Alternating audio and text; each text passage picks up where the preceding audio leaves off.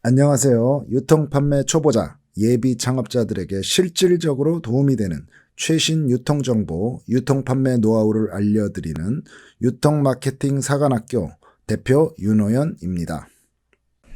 자, 그리고 이렇게 하면 MD에게 찍힌다. 이걸 말씀드리고 싶어요. 찍히면 안 되잖아요. 찍히면 뭐 엄청난 손해이기 때문에. 자, 어떤 경우에 MD한테 찍히냐면 MD의 자존심을 건드린 경우. 당연하죠. 이건 대표적인 경우가 담당 MD를 건너뛰고 팀장이나 임원과 일을 진행하는 경우. 최악이죠, 최악. 결국은 이런 일은 하긴 해야 되는데 MD 입장에서는 속으로 이제 삭히는 거예요, 이제. 자기를 건너뛰고 팀장 임원하고 바로 일을 진행하게 되면. 그리고 또 하나, MD가 속한 유통업체에 업체에다가 경쟁사 대비 불리한 조건으로 제안하는 경우예요. 경쟁사. 그 MD가 속한 회사의 경쟁사한테 제안한 것보다 안 좋은 조건으로 이 MD한테 제안하는 경우. 이런 경우 MD가 어떻게 해요? 자존심이 꺾이죠. 아무리 조그만 유통업체 MD라도 큰 유통업체보다 나쁜 조건으로 제안을 하게 되면은 찍히게 됩니다. 그런 경우에 조심해야 돼요. 두 번째, MD와의 신뢰를 저버리는 경우. 이건 뭐냐? 업무 협의가 돼서 MD가 그 유통업체 본인의 회사에 보고를 했는데 나중에 상품공급업체가 그 내용을 뒤집는 경우, 못한다고. 그런 경우에 이제 MD 이제 난감해지는 거예요. 회사에다 다 보고해놨는데 공급업체가 틀어버리면 그때는 당연히 악감정을 가지게 됩니다. 또 찍히는 경우고, 그리고 MD와 나는 은밀한 얘기를 다른 사람들한테 퍼뜨리는 스피커들이 있어요. 이런 사람들 신뢰할 수 없게 되죠. 더 이상 그 업체랑 일하게 될 수 없게 되는 경우가 많습니다. 이런 경우 조심해야 되고, 세 번째는 너무 부담을 주는 경우가 있어요. MD한테. 아직 관계가 서먹서먹한데 이렇게 좀 친해보겠다고 부담스럽게 막 하는 업체들이 있는데, 이런 경우도 이제 좀 좋지 않겠죠. 특히 여자 MD들이 이런 게 심한데, 여자 MD들은 기본적으로 보호 본능이 있어요. 너무 친하려고 하면 안 됩니다. 오히려 멀어지게 돼요. 그렇게 되면. 그리고 본인이 MD와 거래해서 손해본 얘기들 있잖아요. 그거를 지속적으로 MD한테 징징대면서 언급하는 경우. 앞에서도 얘기했지만 손해를 봤어요. 항공공급업체가 손해를 봤는데 그거를 뭐 한두 번 어필하면 괜찮은데 계속 지속적으로 언급하면서 부담을 주면은 MD 입장에서는 어쩌겠어요. 이 업체라면 정말 앞으로 일 못하겠다. 이런 생각을 할 수밖에 없죠. 자, 이상 세 가지 경우 주의해야 됩니다. 이렇게 하면 찍혀. 자, 성별에 따른 MD 공략법 말씀드릴게요. 여자 MD랑 남자 MD가 틀려요. 일반적으로 여자 MD들이랑 일을 할 때는 어떻게 하면 이쁨을 받냐면 업계 정보나 상품 정보를 충분히 제공하면 좋아요. 여성 MD들은 남성 MD 대비해서 정보를 얻을 수 있는 네트워킹이 약해요. 인간관계가 좀 약하기 때문에. 이럴 때 유용한 업계 정보나 트렌드를 주면서 좋은 관계를 유지하면 좋겠죠. 당연히. 정보가 부족하고 이렇게 네트워킹이 약한 여자 MD들한테 그런 정보를 계속 주는 거예요. 그럼 그 여자 MD는 너무 고마워야죠. 그 업체한테 그런 정보를 주는 업체를. 고마워하고 앞으로도 계속 좋은 관계를 유지하고 싶어 하니까 그걸 잘 이용해야 됩니다. 근데 여자 MD들은 기분 변화가 매우 심해요. 그래서 잘 맞춰야 돼요. 변덕이 죽을 듯하고 좀 파악하기가 어려워요. 남성 MD 대비 좀 파악하기 어렵고 뒤끝이 강해요. 여자 MD들은. 뒤끝. 솔직히 남자 MD들 같은 경우는 뭐 술 먹고 풀 수도 있고 뭐 밥 먹고 풀 수도 있고 좀 이렇게 뒤끝이 없는데 여자 MD들은 뒤끝이 강한 경우가 많습니다. 그걸 풀기도 쉽지가 않아요. 새침해갖고. 이게 사실입니다. 사실. 제가 많이 봐왔잖아요. 자, 그리고 이번엔 남성 MD는 어떻게 공략을 하냐면, 자, 남성 MD들은 자신의 인적 네트워크가 많아요. 그래서 뭐 최신 업계 자료나 정보에 대해 목매지 않아요. 그렇기 때문에 여자 MD들보다는 좀 더 인간적으로 다가서는 게 좋습니다. 인간적으로.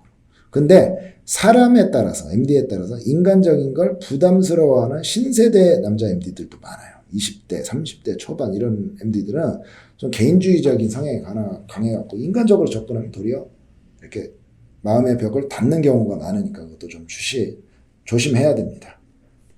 남성 MD들한테는 이런 거 하면 좋아요. 어떤 거냐면 MD가 그 회사에 본인 실적이라고 자랑할 만한 거리들을 많이 만들어주는 거예요.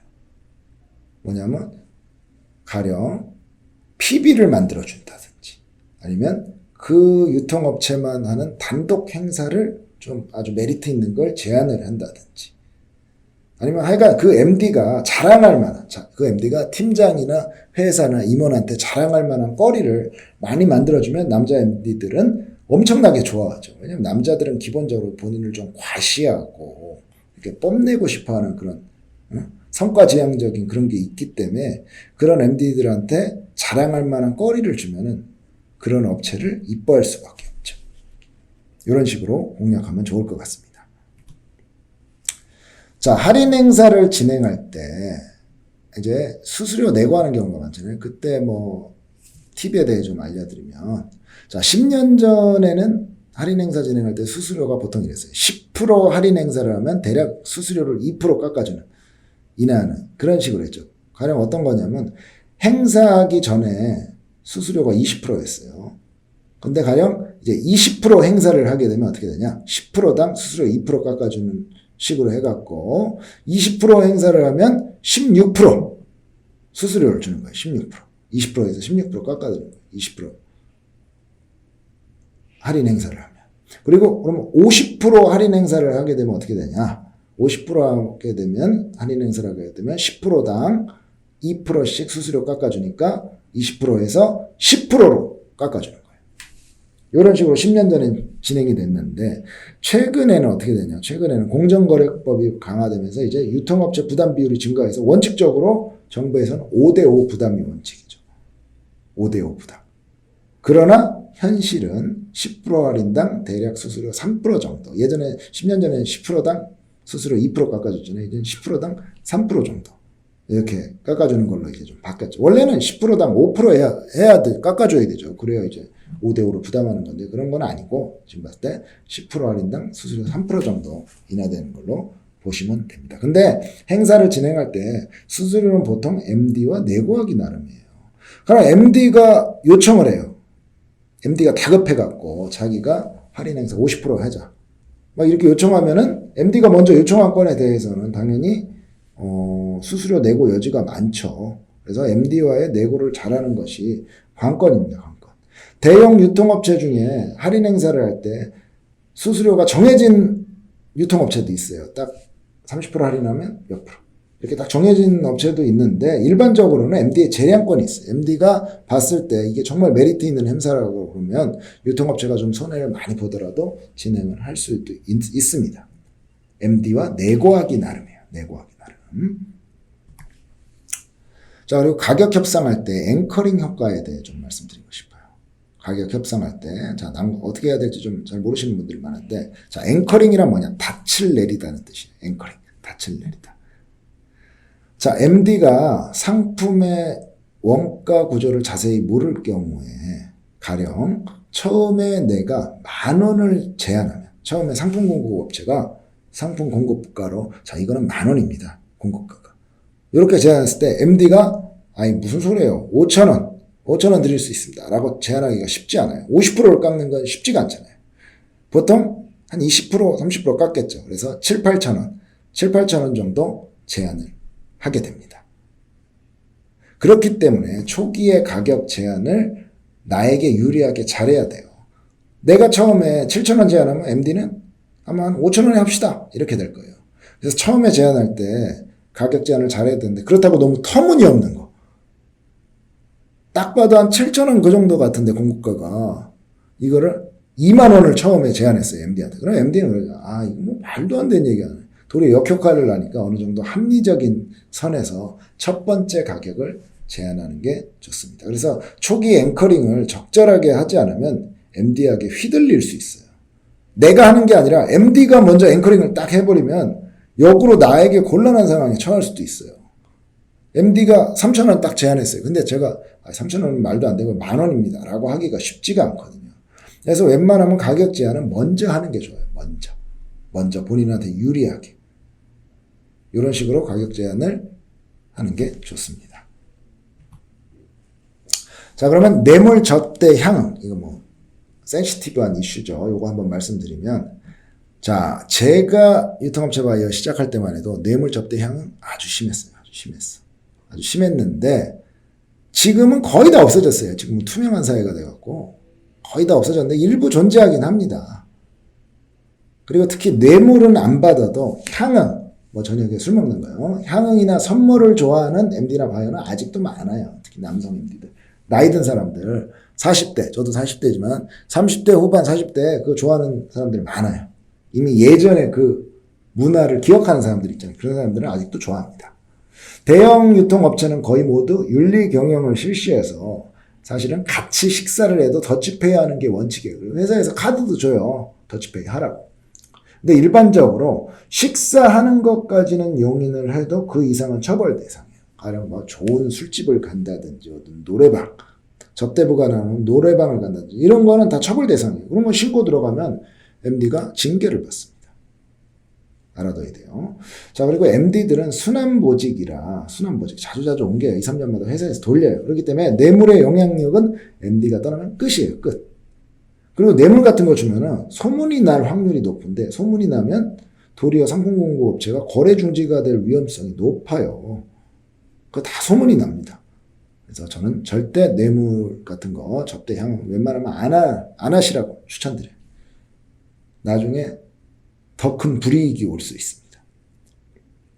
또한 20, 30대 젊은 MD들 있잖아요. 신세대들. 이런 MD들은 거래처와 만나서 식사하는 것도 싫어하는 사람 많아요. 커피 한잔 하는 것도 싫어하는 사람 많아요. 요거 명심해야 됩니다. 친해지려고 막 식사하자고 막 그런 거 20, 30대 MD들한테는 마이너스일 수 있어요. 특히 여자들. 여자 MD들은 그런 거 아주 싫어합니다. 그러나 40대 이상 고참 MD들 중에는 이런 거 좋아하는 사람 아직도 많으니까 사람 성향을 잘 봐야 돼요. 좀 만나보면 성향이 나오잖아요. 어떤지. 그 성향 보고 그에 맞춰서 해야 됩니다. 그리고 유통업체의 규모가 적을수록 뇌물 접대 향응에 관대한 경향이 많습니다. 규모가 큰 유통업체들, 뭐 G마켓, 롯데, 신세계, 뭐 쿠팡 요 정도 것만 돼도 윤리 경영이 아주 잘 갖춰져 있어갖고 거기는 이런 게 좀 파고들 구석이 적습니다. 그런데 조그마한 유통업체들 있잖아요. 그런 데는 아직도 심한 데가 많아요. 규제가 약하기 때문에. 그리고 유통업체가 아니라 일반 기업 구매팀 바이어들 있잖아요.